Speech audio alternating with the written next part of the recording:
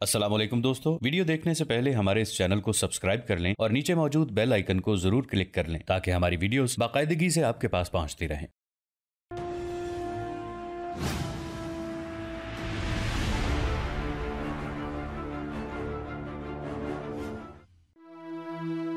जनूबी एशिया हमेशा से बैरूनी ताकतों की नजरों का महवर रहा है। अल्लाह रब्बुल इज़्ज़त ने इस खत्ते को जिन वसाइल से मालामाल किया है उन पर हमेशा अंग्रेजों ने हरीसाना नजरें रखी और इसी दौलत की कशिश ने उनको आज तक इस खत्ते से अलग नहीं होने दिया। अंग्रेजों ने मुगल शहंशाह जहांगीर के जूतों को बोसे दिए और फिरंगियों के लिए बहरी तिजारत का हुक्मनामा हासिल कर लिया। फिर ईस्ट इंडिया कंपनी के ताजरों ने सूद दर सूद कारोबार शुरू किया और मुसलमानों की सफ़ों में गद्दार पैदा किए। फिर चश्मे फलक ने वो इबरतनाक मंजर देखा कि आखिरी मुगल ताजदार बहादुर शाह जफर को अपने ही मुल्क में दफन होने के लिए 2 गज जमीन भी न मिल सकी। बर्रे सगीर के मुसलमान अपने कांधों पर 800 साला इख्तदार की लाश उठाए फिर रहे थे, मगर उनके लिए कहीं जाए बना नहीं थी। अंग्रेजों ने जिस तरह बर्रे सगीर पाको हिंद में अपने कदम जमाए, उनके असराते बद से हम आज तक महफूज नहीं हैं। आज भी हम उनके महकूम मातूब नजर आते हैं। मुसलमानों की सबसे बड़ी बदकिस्मती यही थी कि वो उनके इरादों को न समझ सके। अंग्रेजों ने जितनी भी जंगें लड़ी वो शुजाअत और हुनरमंदी और सियासी तदब्बुर से नहीं बल्कि अपनी फितरी अय्यारी और मक्कारी से लड़ी। वो बस एक ही हुनर जानते थे कि वतन फरोशों को कितनी कीमत में खरीदा जा सकता है। उन्होंने तारीख के किसी मोड़ पर भी हिम्मत और बहादुरी के जौहर नहीं दिखाए, बल्कि इंसान की फितरी कमजोरियों को परखते हुए अपने आजमूदा नफ्सियाती हथियारों से मुसलमानों के दिलों और हौसलों पर कारी ज़रबें लगाईं, उनके ईमान को जंग आलूद किया। मजीद गजब ये कि मुसलमानों को मुसलमानों के मुकाबले में खड़ा करके पसंदीदा नताइज हासिल किए। आज भी उनका ये खौफनाक खेल जारी है। 1 अरब से ज्यादा होने के बावजूद हम जिल्लत और खारी के गारों में रह रहे हैं। फिरकों में बटी हुई कौम नस्ली तासुब की बिना पर एक दूसरे की गर्दनें काट रही है। अहले ईमान का खून पानी की तरह सड़कों पर बह रहा है, यानी कातिल भी हम ही हैं और मकतूल भी हम ही। एक वहशतनाक अजाब है जो हमारे सरों पर मुसल्लत है। हर एक का अपना खुतबा है, हर एक का अपना मिंबर है, हर एक का अपना क़िबला है, हर एक का अपना रहबर है। बज़ाहिर 1 अरब हैं हम, अज़ीमुश्शान मेला है, मगर हर अहले ईमा आज तन्हा है, अकेला है। आज भी फिरंगियों की वही बिसाते सियासत है, वही मोहरे हैं, वही चाले हैं, बस सिर्फ नाम और चेहरे बदल गए हैं। बुत परस्तों से क्या गिला करें और दुश्मन इस्लाम से क्या शिकायत कि वो तो अपने मिशन पर हैं। मगर आप उन मुनाफिकीन को क्या कहेंगे जो मुसलमानों की सफ़ों में शामिल हैं और अजीब अजीब अंदाज से इस्लाम को नुकसान पहुंचा रहे हैं। न जाने कितने मीर सादिक और मीर जाफर आज भी आस्तीनों में छुपकर मिल्लत इस्लामिया को डस रहे हैं। कागज के बदन थे, मसाइल की धूप में जल गए, मौसम के दिमाग थे, कश्मकश की आंच में पिघल गए।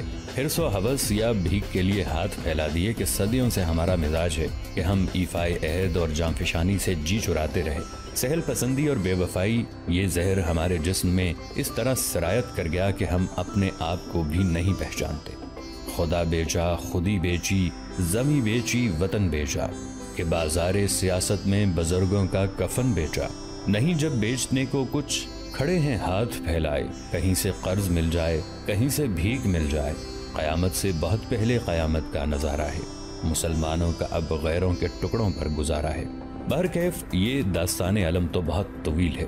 हम बात करते हैं उस सिलसिले की जो आज हम शुरू करने जा रहे हैं, यानी टीपू सुल्तान की। वो टीपू सुल्तान जो अज़्मो इस्तक़लाल का पैकर था। वो न सिर्फ एक बहादुर हुक्मरान था बल्कि आला किरदारी में भी अपनी मिसाल आप था। वो बेहतरीन मुंतज़िम था, उसकी इंतज़ामी इस्लाहात से रियाया खुशहाल थी। वो कैसा मुशफ़्फ़क़ इंसान था कि उसके दौरे हुकूमत में हिंदुओं को तमाम मजहबी, समाजी और सियासी हुकूक हासिल थे। उनकी जानो माल और इज्जत व आबरू महफूज थी। मसावात का दौरदारा था। वो एक अजीम बाप का अजीम बेटा था। उसने शेरों की तरह जिंदगी गुजारी, मगर ये उस मर्द हक की बदकिस्मती थी कि अपनों ने ही उसकी पीठ में खंजर घोंपा, उसको मैदान कारज़ार में तन्हा छोड़ा। ये उसी के खून की सजा है कि आज तक मिल्लत और कौम शर्मनाक गुलामी पर रजामंद है, और आज भी इन्हीं गद्दारों की नस्ल ममलकत खुदादाद की जड़ें खोखली करने में मसरूफ है। कभी हम फातह आलम थे, अब महरूम आलम हैं, खुद अपनी लाश रखकर सामने मसरूफ मातम हैं। وہ ایک مرد آہن تھا جس نے طاغوتی قوتوں کے آگے سر جھکانے کی بجائے شہادت کو ترجیح دی۔ خود ٹیپو سلطان کے اپنے تاریخی الفاظ تھے، مومن کا مقصود حیات اول و آخر جہاد ہے۔ جن لوگوں نے جہاد ترک کیا وہ دشمنوں کی خوراک بن گئے۔ زندگی کی محبت نے انہیں بزدل اور ناکارہ بنا دیا اور پھر وہ صفحہ ہستی سے مٹا دیے گئے۔ جذبہ جہاد اور اپنی صفوں میں مکمل اتحاد ہی اہل ایمان کی سب سے بڑی سیاسی قوت ہے۔ تو ناظرین، شروع کرتے ہیں وہ کہانی جس کا آپ کو انتظار ہے۔ شیخ ولی محمد صحیح النسل عرب تھا اور وہ قریش کے ایک ممتاز قبیلے سے تعلق رکھتا تھا۔ اس کے آباء و اجداد صدیوں سے مکہ معظمہ میں آباد تھے۔ شیخ ولی محمد ایک متوسط درجے کا تاجر تھا۔ فطرتاً قناعت پسند ہونے کی وجہ سے اس کی زندگی بہت آرام و آسائش سے گزر رہی تھی۔ ایک بار اسے تجارت میں اس قدر نقصان ہوا کہ نوبت فاقہ کشی تک آ گئی۔ بڑے تاجر ولی محمد سے اپنے قرضوں کا مطالبہ کر رہے تھے اور اس کے پاس دینے کے لیے ایک درہم بھی نہیں تھا۔ ایسے سنگین حالات میں ولی محمد نے اپنے احباب سے رجوع کیا تو دوستوں نے اسے انتہائی گمراہ کن مشورہ دیتے ہوئے کہا، ولی محمد، تیری نجات اسی میں ہے کہ تو رقموں کی ادائیگی کے تمام وعدوں سے منحرف ہو جا۔ اس طرح تیرے اثاثے بھی فروخت ہونے سے بچ جائیں گے، بیوی بچے پر غربت و افلاس کے تاریک سائے بھی نہیں پڑیں گے اور اس معاشرے میں تیری شخصیت کا بھرم بھی رہ جائے گا۔ شیخ ولی محمد اپنے دوستوں کا یہ مشورہ سن کر حیران رہ گیا۔ پھر اس کے چہرے پر شدید اذیت اور کرب کے آثار نمودار ہوئے۔ ایک جھوٹے، بددیانت اور خائن کی شخصیت کا بھرم ہی کیا؟ شیخ ولی محمد کا لہجہ بہت اداس تھا۔ تم نے مجھے ساری زندگی کی رفاقتوں کا یہ صلہ دیا ہے، یہ بھی بہت کم ہے کہ ہم لوگ تجھے نجات کا راستہ بتا رہے ہیں۔ دوستوں نے بڑی بے حسی کے ساتھ جواب دیا، یہ نجات کا راستہ ہے یا میری ذلت اور بربادی کی رہگزر؟ شیخ ولی محمد کے لہجے میں گہری تلخی پوشیدہ تھی۔ اگر دوست ہو تو میرے غرق ہونے کا تماشا کیوں دیکھ رہے ہو؟ وہ آگے بڑھ کر دستگیری کیوں نہیں کرتے اور مجھے کھینچ کر ساحل تک کیوں نہیں پہنچاتے؟ آخر تو کہنا کیا چاہتا ہے ولی محمد؟ دوست اس کی بات کا مفہوم سمجھ گئے تھے مگر جان بوجھ کر انجان بن رہے تھے۔ تم سب پر اللہ کا فضل و کرم ہے۔ بات کرتے ہوئے شیخ ولی محمد کی زبان لڑکھڑانے لگی۔ وہ ایک غیرت مند شخص تھا مگر صورتحال کی نزاکت نے اسے دوستوں کے سامنے زبان کھولنے پر مجبور کر دیا تھا۔ اگر تم چاہو تو میں تمام تاجروں کے قرضوں سے سبکدوش ہو سکتا ہوں۔ وہ کس طرح؟ زمانہ ساز دوستوں نے بڑی حیرت کے ساتھ پوچھا۔ اگر تم سب لوگ تھوڑی تھوڑی رقم بھی مجھے دے دو تو میرے کاندھوں سے قرض کا یہ بوجھ بآسانی اتر سکتا ہے۔ شیخ ولی محمد نے جھجکتے ہوئے کہا، تم اپنے ہو اس لیے بے وقت مطالبہ نہیں کرو گے، حالات درست ہوتے ہی تم سب کی رقمیں ادا کر دوں گا۔ تجھے کیا معلوم کہ ہم لوگ کس طرح زندگی بسر کر رہے ہیں؟ دوستوں نے بڑے عیارانہ انداز میں بہانہ تراشا، ہمارے قیمتی لباسوں اور ظاہری رہن سہن پر نہ جا، یہ تو دنیا داری کے طریقے ہیں، ورنہ ہماری مالی حالت کچھ زیادہ بہتر نہیں، اس لیے ہمیں معاف کر دے کہ ہم تیرے کسی کام نہیں آ سکتے۔ بات بات پر جان دینے کی قسمیں کھانے والے احباب نے بڑی صفاقی کے ساتھ کھلا جھوٹ بولا۔ دوستوں کا جواب سن کر شدت غم سے شیخ ولی محمد کا چہرہ دھواں ہو گیا اور اسے یوں محسوس ہوا جیسے وہ دوستوں سے قرض نہیں بھیک مانگ رہا ہو۔ پھر سالہ سال کے رفیق جو ریاکاری اور جھوٹی دوستی کی قبا پہنے ہوئے تھے اسے آفات و مصائب کے گرداب میں چھوڑ کر چلے گئے۔ مجبوراً شیخ ولی محمد نے تاجروں سے درخواست کی کہ وہ اسے کچھ دن کی مہلت دے دیں مگر سوداگروں نے بھی اس کی کوئی التماس نہیں سنی۔ تھک ہار کر ولی محمد عزیزوں اور رشتہ داروں کے دروازوں پر بھی گیا لیکن بربادی اس کا مقدر بن چکی تھی اور سوال سے پہلے ہی تمام دروازے بند کیے جا چکے تھے۔ آخر ولی محمد نے تاجروں کا قرض اتارنے کے لیے بیوی کے زیورات فروخت کر دیے مگر مطلوبہ رقم ادا نہ ہو سکی، یہاں تک کہ اسے روزمرہ کے استعمال کا سارا ساز و سامان اور اپنا آبائی مکان تک بیچ دینا پڑا۔ اب وہ تمام آسائشوں سے محروم ایک ایسے مکان میں مقیم تھا جس کی چھت پرانی لکڑیوں اور کھجوروں کے پتوں سے تعمیر کی گئی تھی اور دیواریں ٹاٹ کے پردوں سے اٹھائی گئی تھیں۔ شیخ ولی محمد کی غیرت مند اور حساس بیوی اس صدمے کو برداشت نہ کر سکی اور بیمار پڑ گئی۔ شیخ ولی محمد نے ایک تاجر کے یہاں معمولی تنخواہ پر ملازمت اختیار کر لی۔ مسلسل فکر اور غم انگیز خیالات نے اس کی بیوی کو دکھ کے موذی مرض میں مبتلا کر دیا تھا۔ مقامی طبیبوں نے اچھی غذائیں اور قیمتی دوائیں تجویز کرنے کے ساتھ مریضہ کو خوش و خرم رہنے کی تاکید کی مگر بدقسمتی سے اس شکستہ حال عورت کو ان تینوں میں سے کوئی چیز بھی میسر نہ آ سکی۔ انجام کار کچھ دن بعد بڑی کربناک حالت میں شیخ ولی محمد کی بیوی کا انتقال ہو گیا۔ اب وہ اپنے 5 سالہ بیٹے محمد علی کے ساتھ اس دنیا میں تنہا رہ گیا تھا۔ جہاں اس کے سینکڑوں قریبی عزیز موجود تھے۔ شریک حیات سے دائمی جدائی بڑا جانگوداز حادثہ تھی۔ شیخ ولی محمد اس حادثے کو بھی برداشت کر لیتا، مگر وہ اپنے ان عزیزوں کے چہرے نہیں دیکھنا چاہتا تھا جو ہر موڑ پر سامنے کھڑے ہوئے اس کا مذاق اڑاتے نظر آتے تھے۔ آخر شدید عالم جبر میں شیخ ولی محمد نے اپنا آبائی شہر چھوڑنے کا فیصلہ کر لیا۔ ایک دن اس نے اپنے مالک سے درخواست کی کہ وہ اسے کسی تجارتی قافلے کے ساتھ بغداد بھیج دے۔ مکے کا وہ سوداگر شیخ ولی محمد کی محنت اور دیانتداری سے بہت خوش تھا، اس لیے ایک کام کے آدمی کو کھونا نہیں چاہتا تھا۔ مگر جب شیخ ولی محمد نے اپنی مجبوریاں بیان کی تو وہ بدل نخواستہ راضی ہو گیا۔ بغداد روانہ ہونے سے ایک دن پہلے شیخ ولی محمد خانہ کعبہ میں حاضر ہوا، نماز ادا کی اور بیت اللہ کی دیواروں سے لپٹ کر گریہ ازاری کرنے لگا۔ اے اللہ، تیری اس نشانی کی قسم، اہل مکہ نے مجھ پر یہ متبرک زمین تنگ کر دی۔ میں اس دیار پاک کو چھوڑنا نہیں چاہتا تھا کہ یہاں تیرا پہلا گھر ہے جسے تیرے خلیل علیہ السلام نے تعمیر کیا، اور میں اس شہر مقدس کو چھوڑتا بھی کیسے کہ یہاں میرے آقا حضور صلی اللہ علیہ وآلہ وسلم پیدا ہوئے، جو تیرے سب سے بڑے رسول، سب سے بڑے صادق اور سب سے بڑے امین ہیں۔ تو حاضر و ناظر ہے، اس لیے خوب جانتا ہے کہ میں ایک بہت کمزور انسان ہوں۔ عزیزوں اور دوستوں کا تحقیر امیز سلوک مجھ سے برداشت نہیں ہوتا۔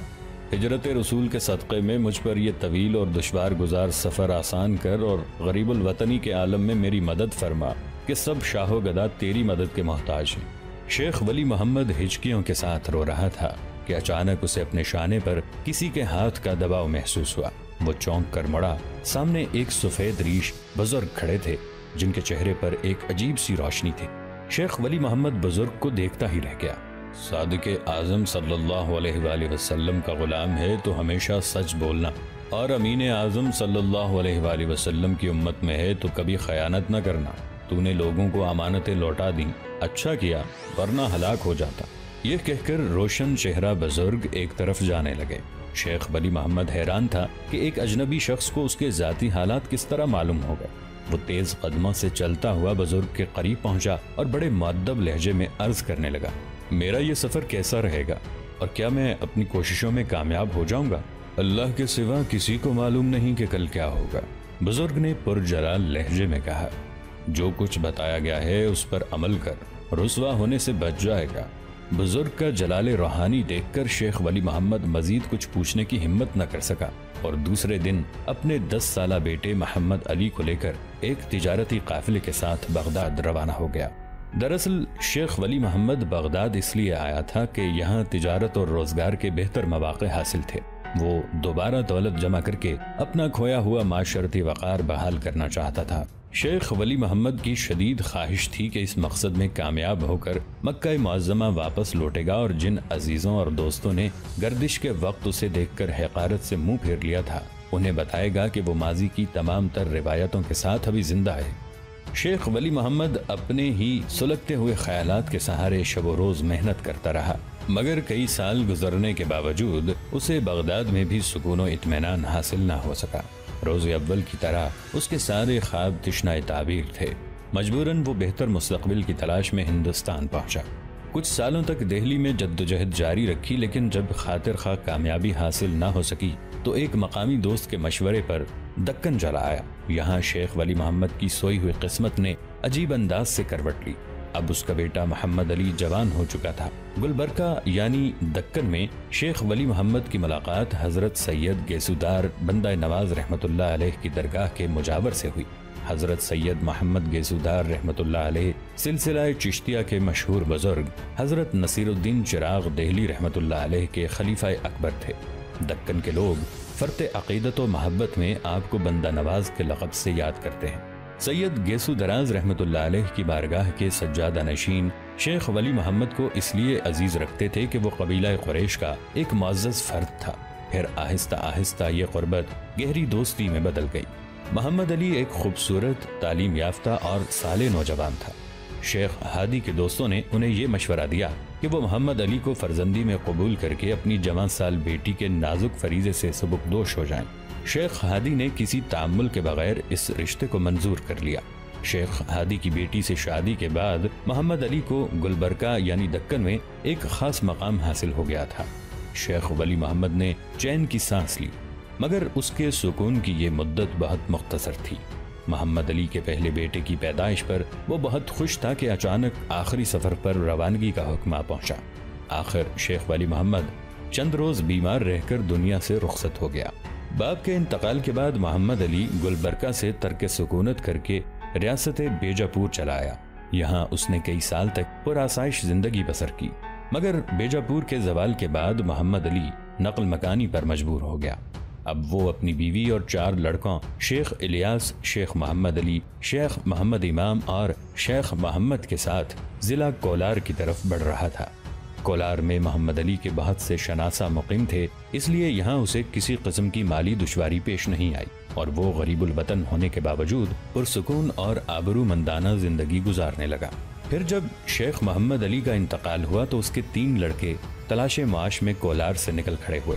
سب سے بڑا بھائی شیخ محمد الیاس اپنی بیوی اور بیٹے شیخ حیدر کو کولار میں چھوڑ کر تنجاور چلا گیا۔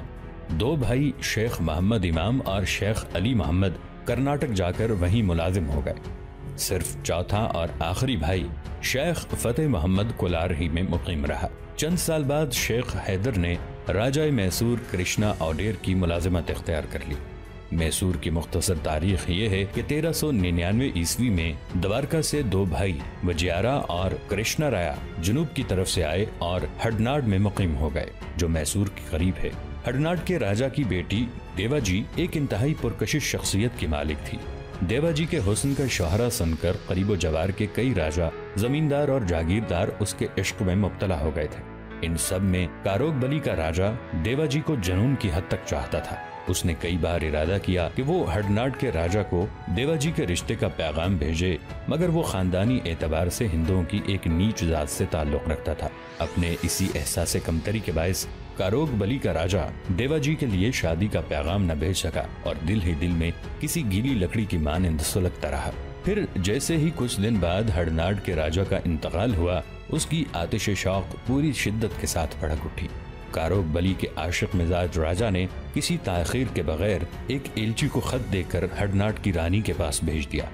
رانی کاروگ بلی کے راجہ کا خط پڑھ کر غصے سے کانپنے لگی۔ اس کمزاد کی یہ ہمت کیسے ہوئی کہ وہ ایک اعلیٰ نسب خاندان سے رشتے کے بارے میں سوچ بھی سکے؟ کاروگ بلی کے ایلچی نے رانی ہڈناڈ کا ایک لفظ راجہ کے گوش گزار کر دیا۔ اپنے ذوق ہوس کی تکمیل کے لیے ایک بہانہ اس کے ہاتھ آ گیا تھا۔ فوجی نقطہ نظر سے ہڈناڈ ایک معمولی ریاست تھی۔ راجہ کاروگ بلی نے رانی کی اس کمزوری سے فائدہ اٹھایا اور ایک مختصر سی جنگ کے بعد ہڈناڈ پر قبضہ کر لیا۔ اب اس کے راستے میں کوئی دیوار حائل نہیں تھی اور وہ علل اعلان دیوا جی سے جبری شادی کی تیاریاں کر رہا تھا۔ اس قدر سنگین لمحات میں وجیارا اور کرشنا رایا کی عیار عقل نے بڑے عجیب گل کھلائے۔ ان دونوں شاطر بھائیوں نے رانی ہڈناڈ کو یقین دلایا کہ وہ کسی بھی حال میں اس بد نصیب راجہ کی کوششوں کو کامیاب نہیں ہونے دیں گے۔ آخر وجیارا اور کرشنا رایا نے بڑی ہوشیاری سے ایک منصوبہ بنایا اور عین شادی کے دن راجہ کاروگ بلی کو قتل کر دیا۔ یہ خبر سنتے ہی مقتول راجہ کی فوج بدحواس ہو کر بھاگ کھڑی ہوئی۔ پھر کچھ دن بعد وجیارا نے دیوا جی سے شادی کر لی اور ہڈناڈ کا راجہ بن گیا۔ جب تک وجے نگر کی سلطنت قائم رہی، ہڈناڈ کی ریاست سر جھکا کر اسے خراج ادا کرتی رہی۔ پھر جیسے ہی وجے نگر کا زوال ہوا تو راجہ اوڈیر نے اپنی گردن سے غلامی کا طوق اتار پھینکا اور 1566 عیسوی میں سرنگا پٹم کو میسور کا دارالحکومت بنا دیا۔ مگر یہ ریاست زیادہ دن تک اپنی آزادی برقرار نہ رکھ سکی اور سلاطین بیجاپور کی باج گزار بن گئی۔ جنوبی ہند کی اسلامی ریاستیں ہمیشہ ایک دوسرے سے برسر پیکار رہتی تھیں اور مرہٹوں کے ساتھ مل کر مغل سلطنت کے لیے خوفناک سیاسی مسائل پیدا کرتی رہتی تھیں۔ آخر اس مستقل عذاب سے نجات پانے کے لیے شہنشاہ اورنگزیب عالمگیر نے 1684 عیسوی میں جنوبی ہند پر حملہ کر دیا۔ 3 سال کی طویل خونریزی کے بعد یہ سیاسی مہم اپنے انجام کو پہنچی اور 1687 عیسوی میں ہندوستان کے سیاسی نقشے سے بیجاپور کی سلطنت کا وجود مٹا دیا گیا اور مغل فوجیں تمام جنوبی ہند پر قابض ہو گئیں۔ عالمگیر نے جنوب کے نئے انتظام کے لیے 2 صوبیداریاں قائم کی، ایک ارکاٹ کی، دوسری سرا کی۔ سرا کا صوبہ بالا گھاٹ میں تھا جس میں میسور واقع ہے۔ سرا کا پہلا مغلیہ گورنر قاسم خان کو بنایا گیا جس نے میسور فتح کیا تھا۔ اس کے بعد ذوالفقار خان گورنر مقرر ہوا۔ اسی کے عہد میں مسلمان میسور کے گرد و پیش میں آباد ہونے لگے۔ दोस्तों आज के लिए इतना ही। इसी कहानी की अगली किस्त के साथ बहुत जल्द हाजिर होंगे। नीचे कमेंट सेक्शन में अपनी राय का इजहार जरूर कीजिएगा। हमारे इस चैनल को सब्सक्राइब करके नीचे मौजूद बेल आइकन को भी जरूर क्लिक कीजिएगा। अगली मुलाकात तक के लिए हमारा और आपका अल्लाह निगहबान।